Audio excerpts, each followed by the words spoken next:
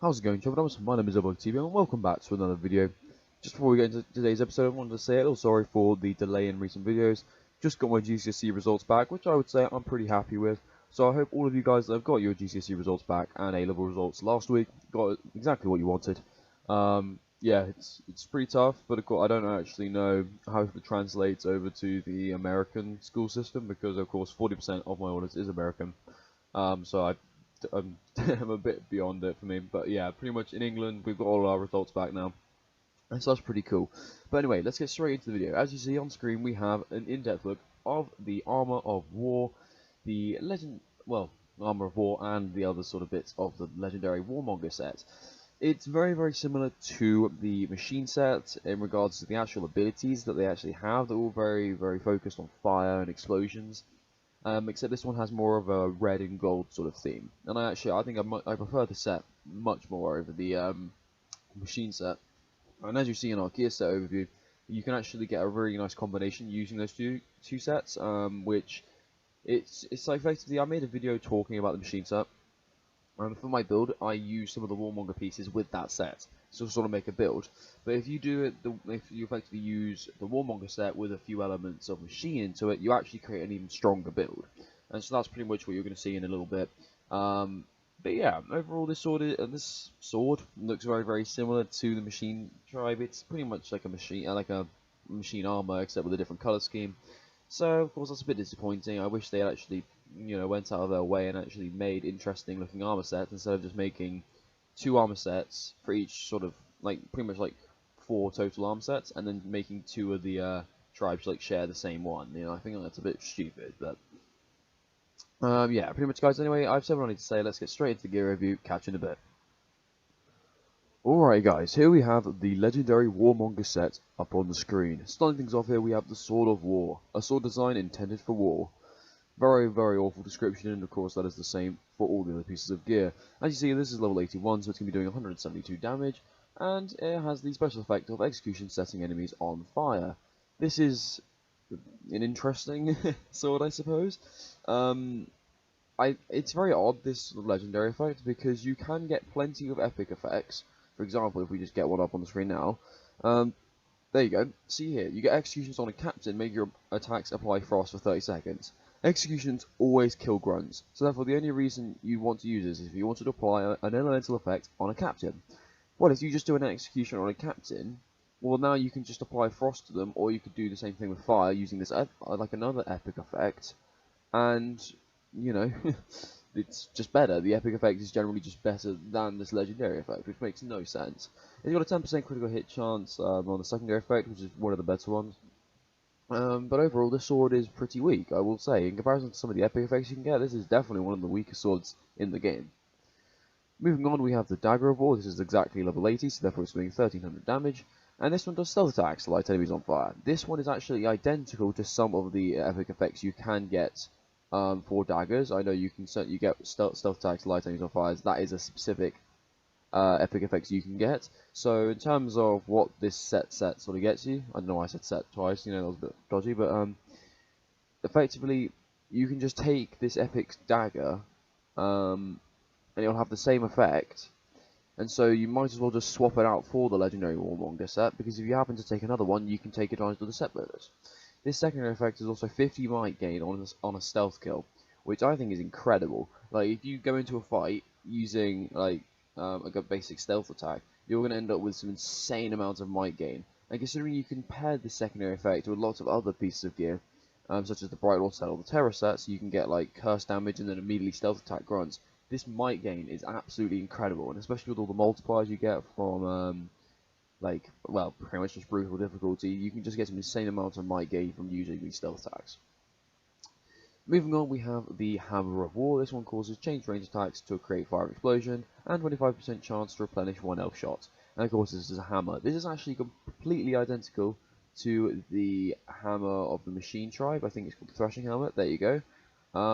Except this one just says headshots that create a 100% chance to create an explosion. It's they're very similar. Let's just put it that way.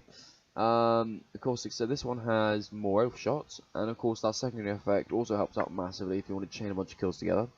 But yeah, overall 13 L shot is actually really high for a hammer, and so yeah, this is I would argue this is probably better than the threshing hammer from the machine tribe. Except maybe you want to re-roll that secondary effect, so you might be able to get poison or something on headshots, so therefore you'll be able to get balefire. But yeah, moving on again, we have the Armor of War. This one recovers 10 health per second whilst on fire, and it has a chance to apply curse on critical hits. Pretty standard secondary effect. I would have preferred resistance to range attacks, but you know, you can of course re-roll that, so it's not a problem.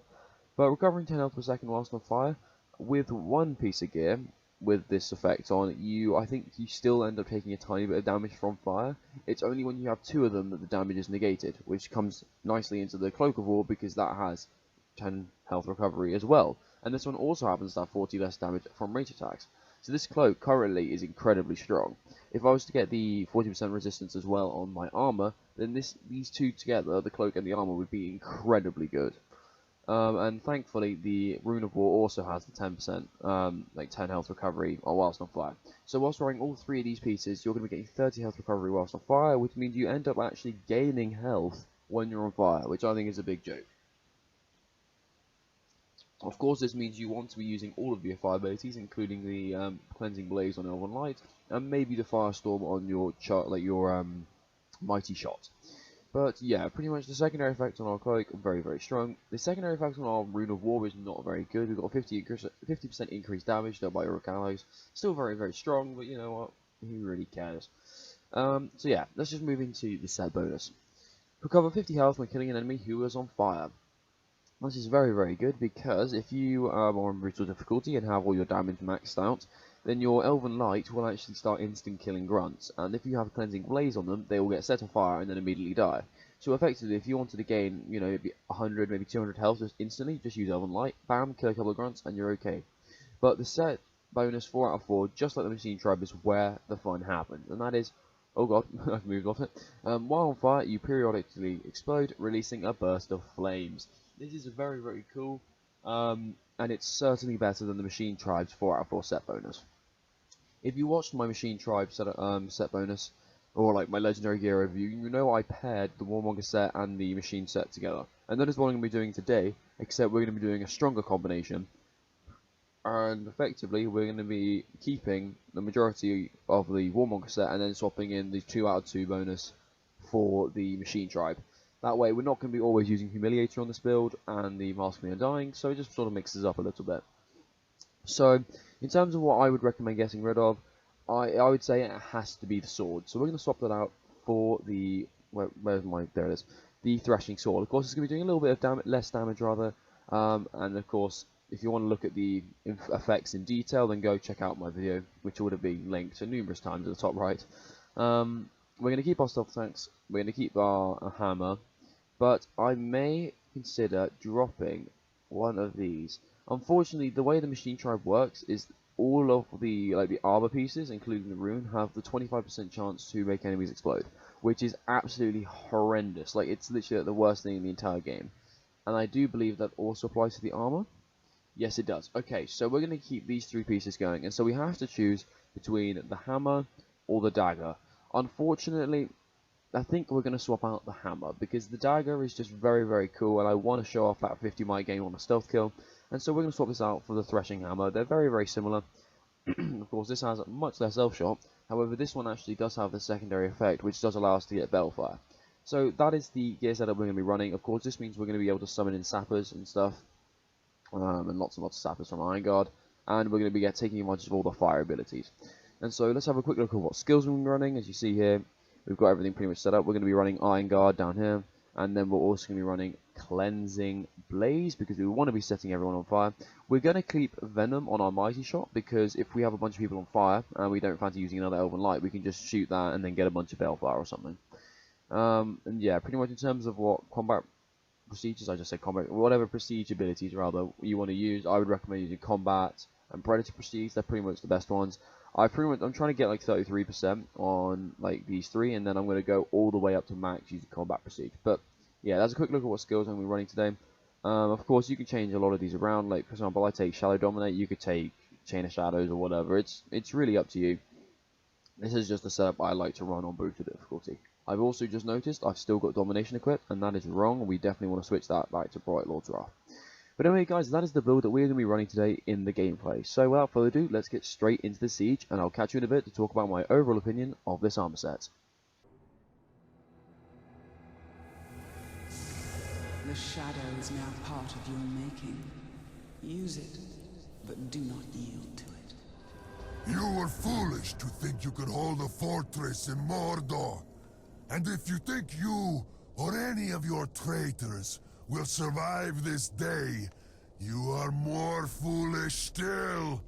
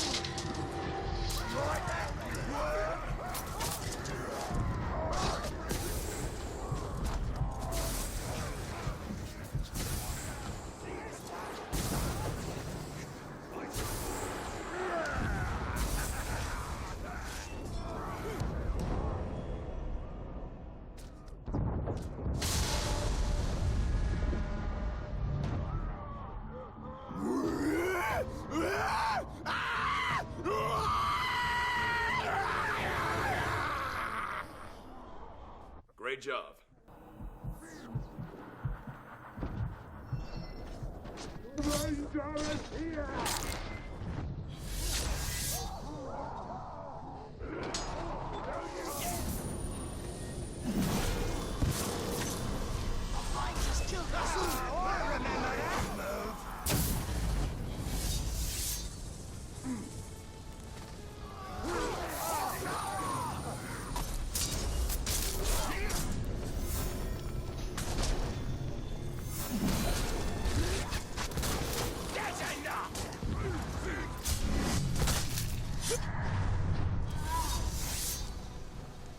One already, mate.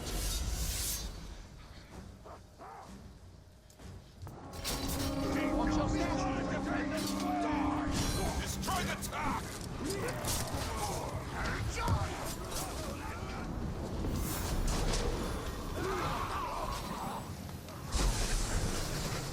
That's the square! Defend it to the last! Stop showing off! In their blood!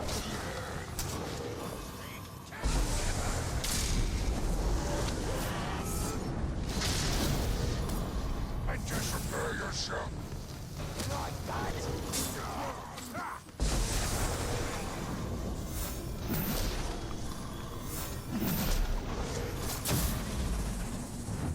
The courtyard! That's where they are!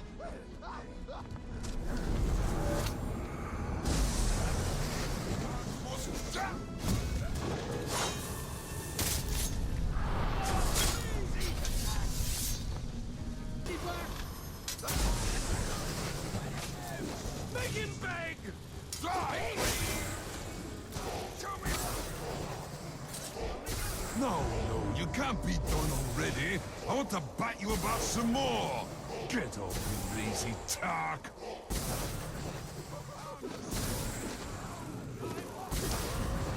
It's the square they're after!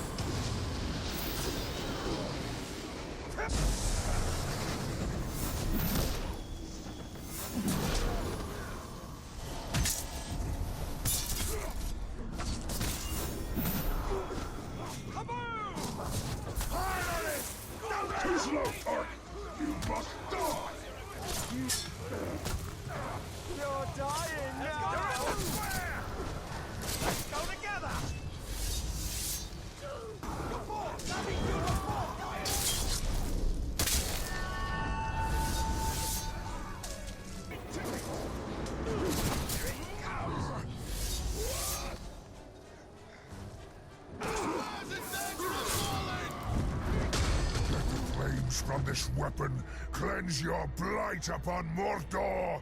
I'll kill you clean. Painful, but clean.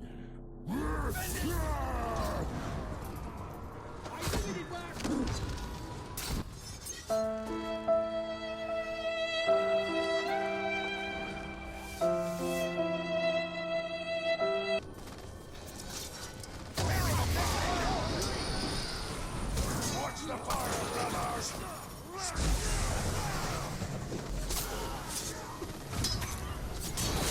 Time to make it count!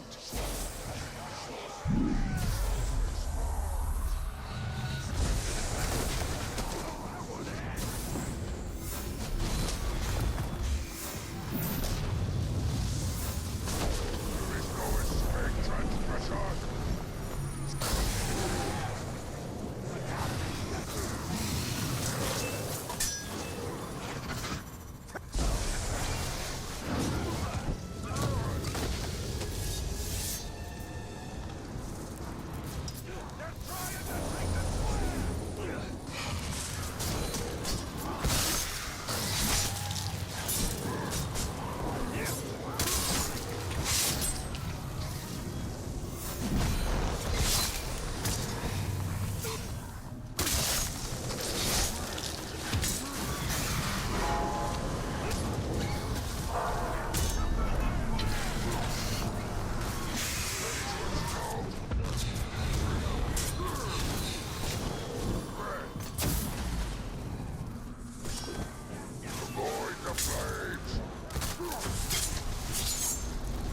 The true servant of the Dark Lord will not fall so easily.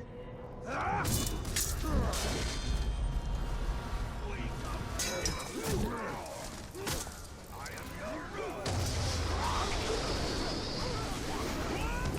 to get them out of this world!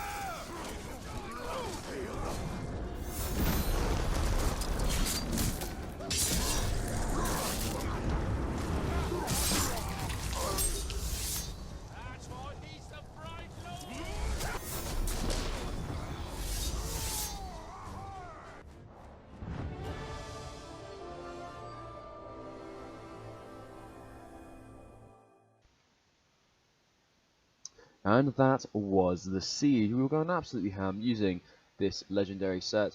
It's quite tough, really. You doing sieges again on brutal difficulty without using the Masking and Dying, especially, and Humiliator. Of course, it took a lot longer to get this siege done in comparison to how long it usually takes me, and that's because you have to build up your might you have to build up your might rather just over a period of time, and it just makes killing each captain and their bodyguard much slower. And we did end up losing a lot of captains on the way. Of course, I can just resurrect the one that died at the beginning, but unfortunately we have to get a big F in the chat for a Hoglick Brainbiter who got literally destroyed. But yeah, and the set is kind of cool. As you see there, we were using like the Burst of Flames quite frequently, and that actually ended up saving us from getting down, because I think I can't really tell what happened. What I think happened is because of the burst, it killed grunts around us, and so we gained a bunch of health, which meant the game was like, hang on, you're not actually dying, and so it took us out of the sort of last stance, the last chance state, I suppose. But overall, I would say that this armor set is much better than the machine set. I just feel like the machine set and the the Warmonger set should kind of just be one and the same. I think they just sort of extended it out so they could get a more, I guess, more content out of the same armor set, I suppose. But yeah, pretty much I'm going to be doing a video where I'm going to put all of the armor sets into like tiers and talk about which ones I think are the best. My next one should be on the Marauder set, which I believe is the best one overall. I mean, I'll have to, when I do my video on it, you'll see exactly why. And then we'll be doing Feral last, because I have yet to get the Feral tank that I need to, get the armor. So we'll just have to see how that goes, guys. But anyway, I've something to say. Hope you enjoyed watching this video. Don't forget to like, subscribe, all that fancy stuff. Hope you all have a wonderful day. Cue the music.